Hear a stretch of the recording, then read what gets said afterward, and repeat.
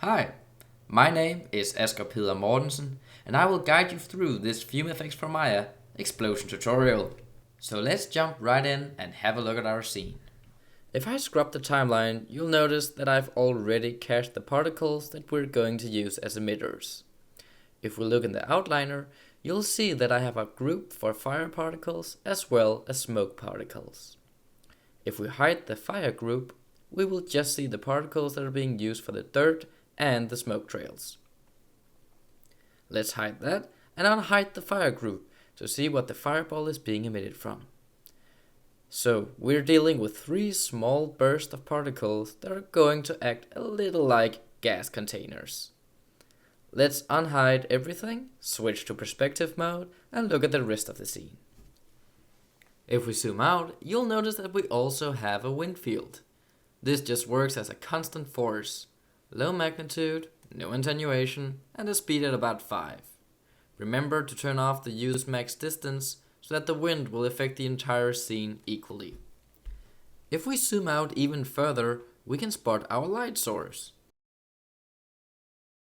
This is just a simple spotlight with a warm color assigned to it. If we look through it, we can see that it should encompass the entire FumeFX grid. Speaking of, let's look at the FumeFX grid. Right now, this is set to its default values with the exception of its width, length and height parameters, which I've increased to make it encompass the particles. Now let's get started on those smoke trails. I'm going to hide the fire and open up the smoke group. There's 2 smoke trails, one shooting left and one right. If I select both of these, as well as the FumeFX shape, go to my FumeFX shelf and select the Create Particle Source icon. It will create a particle source for each of the particle systems. It will also create an icon for each source in the viewport.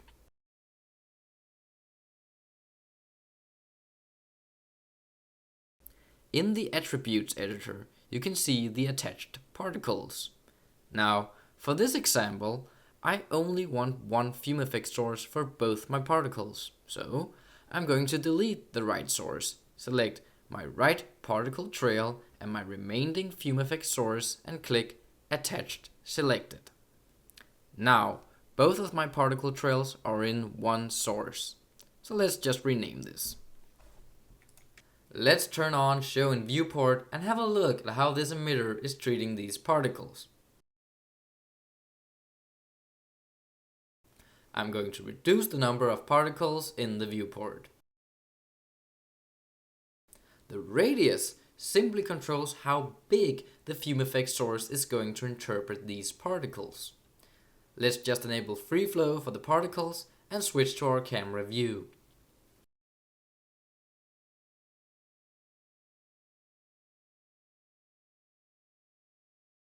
I'm going to open up the relationship manager inside of FumeFX, and as you can see, we already have our source for the smoke trails and our spotlight selected.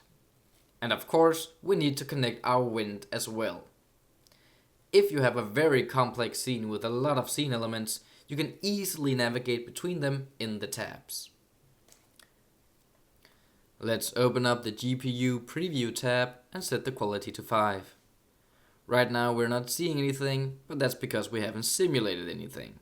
So let's just press simulate and see what happens. Right off the bat, you can see that this is more of a crazy fire trail than a dust trail. Let's stop this sim and go to our source settings.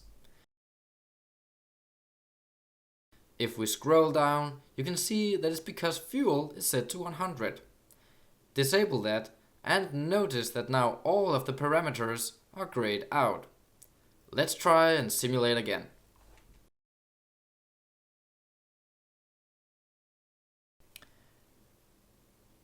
Now we actually have an okay looking smoke trail. I'm going to pause the recording and we'll take a look at the first sim. Okay, I've simmed 70 frames, but to see it in real time, I'm just quickly going to make a preview.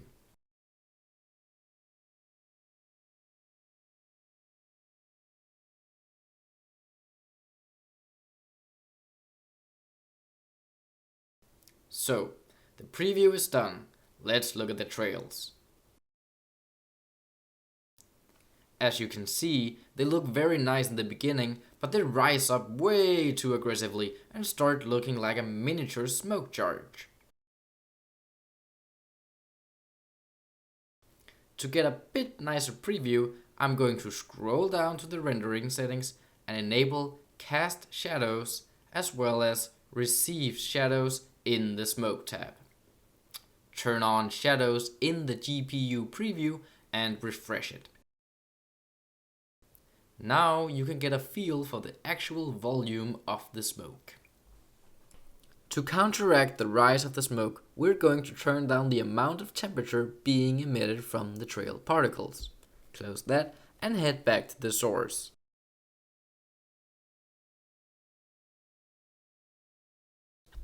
If we scroll down to the temperature, it is set to 300 degrees.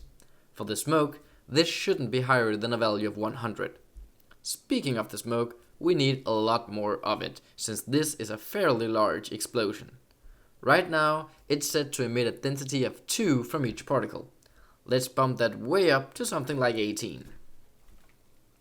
Now we're also going to adjust the radius of these particles. If we tick the controller box, we can enable the radius to animate over time using the information found inside the particle system. We have particle age, velocity, emitter distance, and object distance. We are going to use the age value, and as you can see, we already have a fall-off curve by default. Let's take a closer look at how this works. Right now, the radius starts out fairly big at the value of 1 and shrink as the particles die out. Now, I'm actually just going to flip these values because I like having my fall-off curve to display the highest value with the highest point. This is just a personal preference. Now, I'll pull down the maximum smoke radius to 0.4 and edit the curve a bit. So I basically want my radius to start out at maximum for the first frames and then drop pretty dramatically once the trails are slowing down. For the last frames, I'm just gonna let this fade out.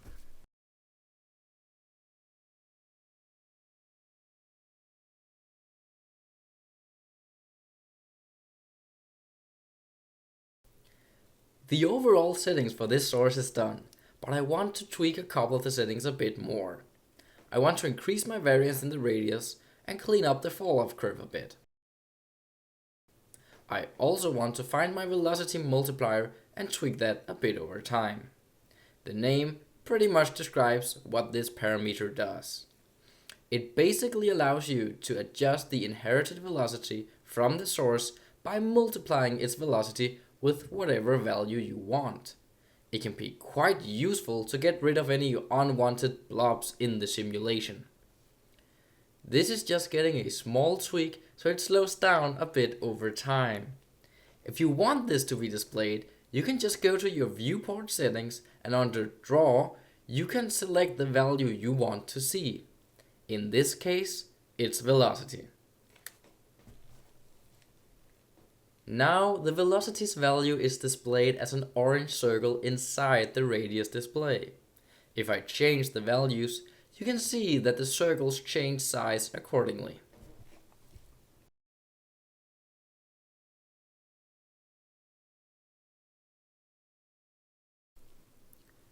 If you look inside the parameters for the FumeFX grid, there are some settings we want to adjust before putting on the next sim. First off, I'm going to decrease the advection stride a bit. If you lower this value, you're going to prevent the velocity from dissipating too quickly. This is great for adding a bit more detail. Now, even though we decrease the temperature, the sim still looks a bit like a miniature effect. This has to do with the scale of the simulation grid. It's just a tad too small. But instead of rescaling the entire scene and start over, I'm going to decrease the gravity, since this almost works as a global scaling parameter inside of FumeFX. Lowering this scale will also lower the overall buoyancy. I'm going to leave vorticity and turbulence alone for now, but I do want to go down to the temperature settings and just decrease the temperature buoyancy a bit to prevent the sim from rising up too quickly. Now it's time to simulate. I'm going to pause the recording once again. This is much better. The smoke doesn't rise up too fast and it moves great with the wind. However, if we look a bit closer, you can spot an important issue. The smoke is hitting the edge of the grid. This is best illustrated by looking at the adaptive grid. This is the area inside the main grid where the actual simulation is taking place. This is going to be hugging as closely to the simulation as possible to optimize memory usage. To counteract the smoke hitting the grid wall, I'm going to enable the boundless feature on the negative x-axis. If you're in doubt which axis to use, just look in the bottom left corner. Now I'm also going to use the boundless option on the positive y-axis. This is to prevent the rising smoke from reaching the upper wall of the grid. This is not relevant right now, but it most likely will be later on. You might also notice that the smoke is very blurry and lacks detail. This has to do with our spacing. Decrease this value to allow more voxels to be computed and therefore give a more detailed simulation. Doing this increases memory consumption.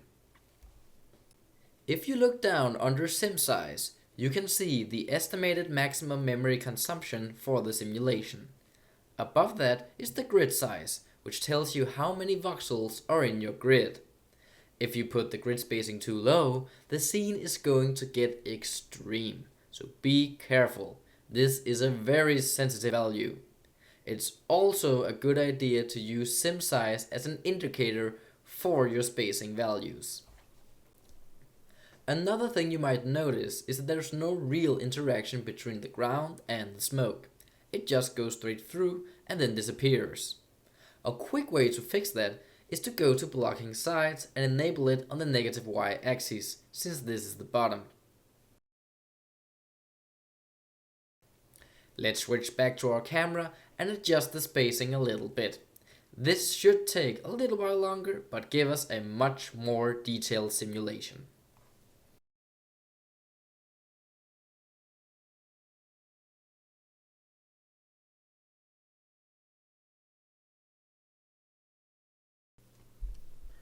Let's have a look.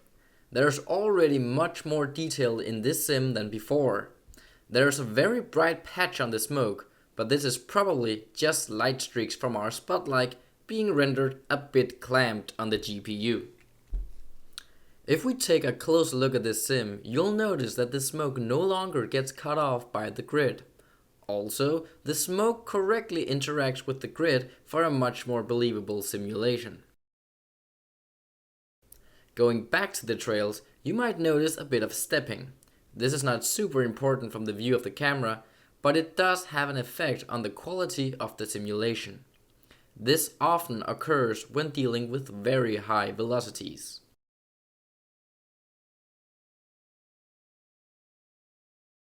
A way to fix this is by increasing the maximum simulation steps. So I'm going to set this at 2. That's it for the trail so far. Now let's focus on making the fire. Unhide the smoke particles for now and select the 3 particle systems. Like before, I'm going to make one source and attach all the fire particles in there.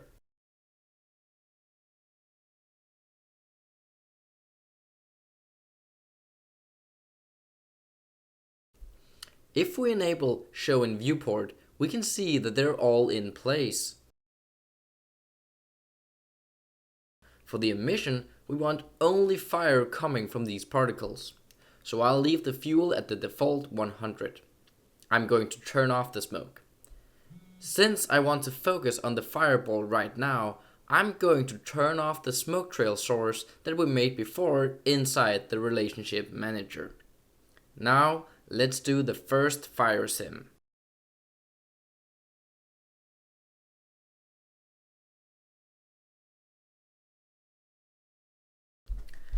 Alright, I stopped the simulation, so let's see what the first result looks like.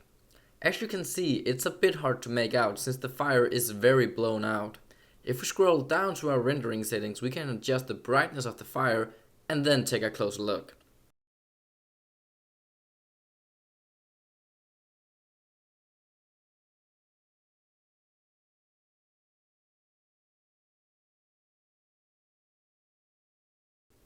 Right now, it doesn't look very impressive, so we need to take a look at our fuel settings inside of the FumeFX grid.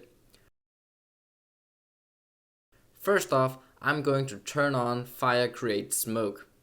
This parameter is pretty self-explanatory, but it's very important if we want to create the look of something like a gasoline explosion.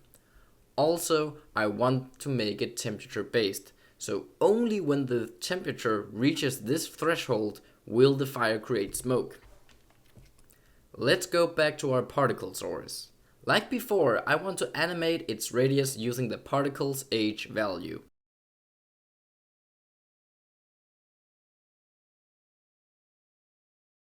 And by the way, if you want to use the per particle attribute from your particle system, just tick the box per particle radius. I'm also going to multiply the inherited velocity with 2, and I'll leave the temperature at the default 300 degrees. I'm going to increase the heat production of the fire though. I want this fire to create a lot of heat when shooting up into the smoke trails, so I'm going to increase this value a lot. I'm also going to increase the expansion of the fire.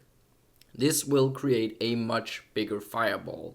And lastly, I want to make sure that the fire creates a really thick and dense smoke layer when it dies. So, let's resim this.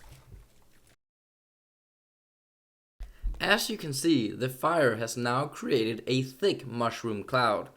Even though this looks a lot nicer than before, the smoke has a very blobby and undetailed look to it.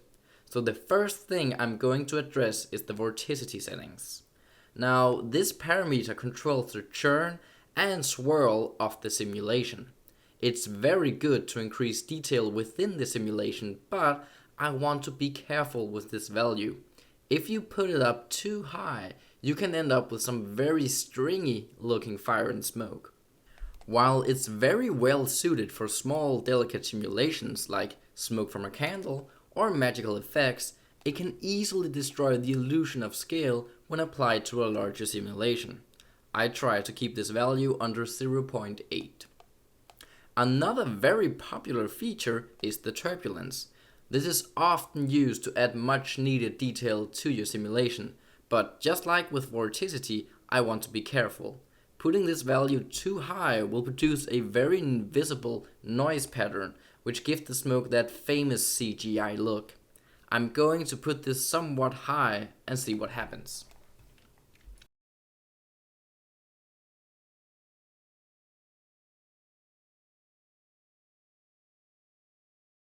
As you can see, the turbulence is very aggressive and way too big.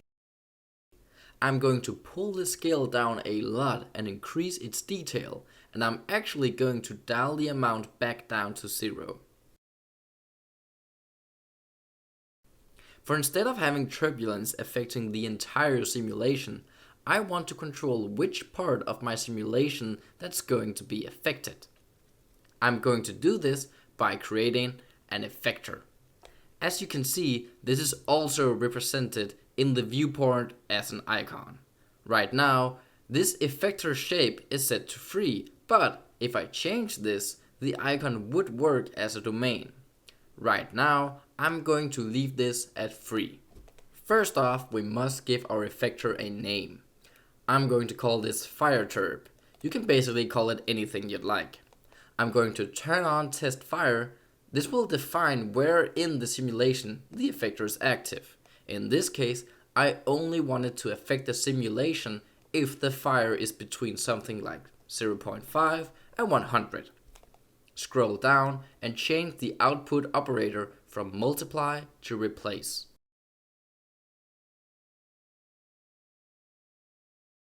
This will affect how the values of this effector will interact with the values in the property on which you're using the effector. Now, to affect the turbulence, we must put in the value in the vectors for x, y, and z.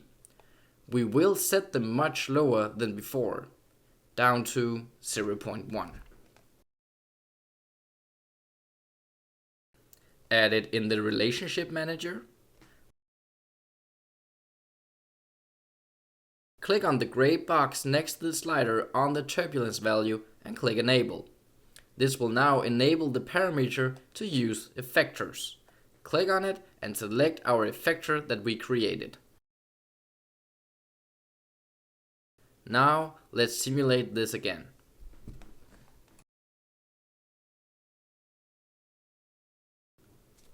The simulation is done. As you can see, the turbulence is very weak this time around.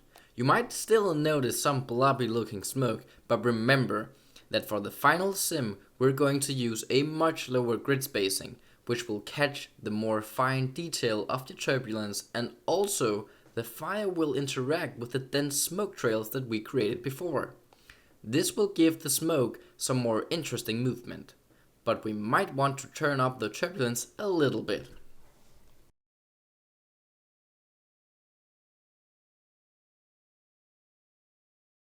The last thing I want to do is look at the coloring of the smoke.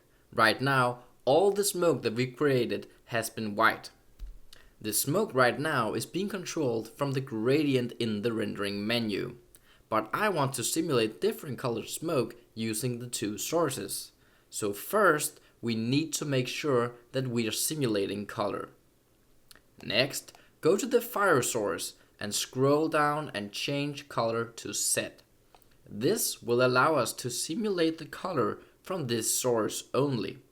So I'm going to set this to a very dark gray, since I want the smoke from the fire to look something like a gasoline explosion.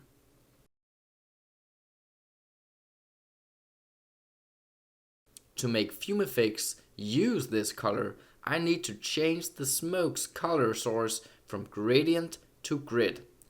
Now it will render the simulated color that we just chose. I stopped this sim after only 29 frames. Already you can see that we have some very dark colored smoke sim going on here. Now let's add in the smoke trails. Let's go down into their source and change the color for the smoke as well.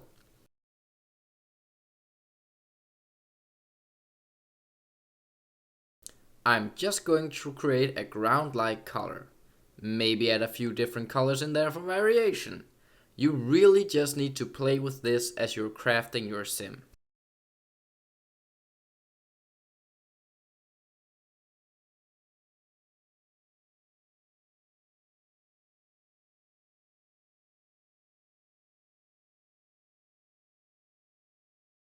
Let's head back to our camera view and add in the smoke trails.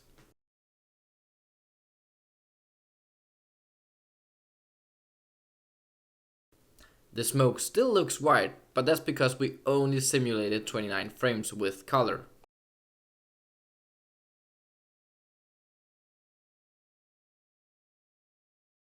Let's sim this with everything together.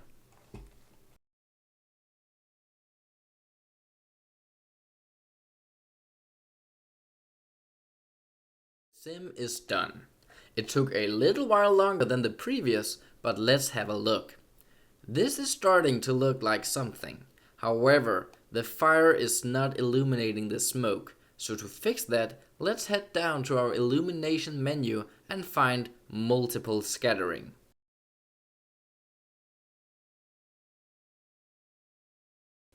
This will basically make the light bounce around inside the volume, giving the sim a more nuanced rendering, but at the cost of increased rendering time.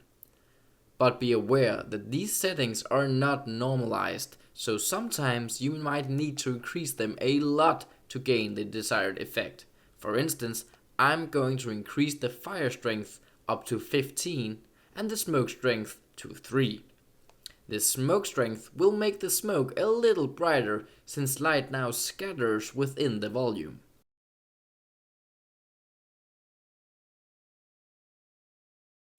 Now, this was obviously a bit too extreme, but I want the intensity to be pretty high, so I'm going to increase the fall off so the strength dies out more rapidly. This looks a bit more like what I want. Just going to increase the maximum depth a bit to make it render quicker. Now let's adjust the rendering of the fire. I'm going to give this a lot more brightness and opacity.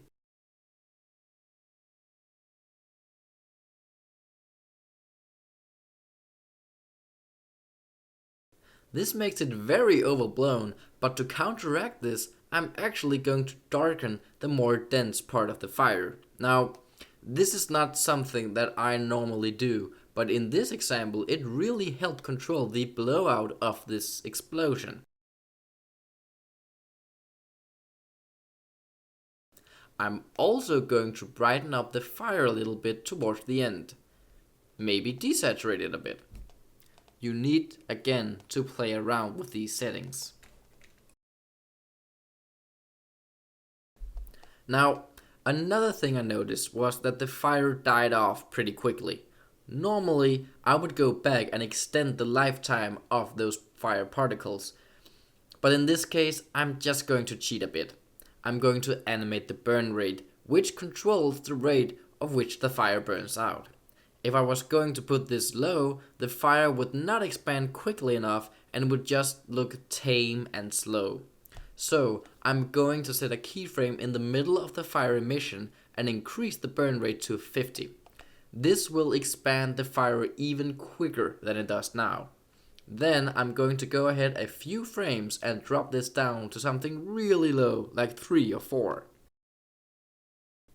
Now we're ready for the first high quality sim. Let's lower the grid spacing even more and put on a final sim.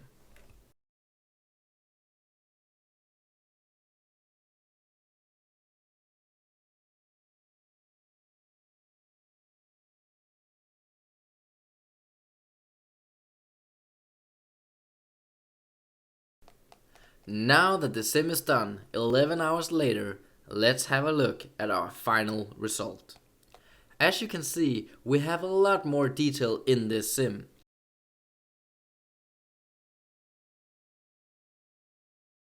If we take a closer look at this, we'll notice that the smoke has a lot more natural detail in it this time around. You can see that the dark smoke from the fire is hiding a bit behind the smoke from the trails when they get pushed up, but that can always be adjusted with the particles if it's not to your liking. You can also see that the adaptive grid almost hit the top of the grid, so good thing we turned on boundless for the positive y-axis. Well, that's it for this tutorial. Thank you for sticking around, and I really hope you found some of this useful. Until next time.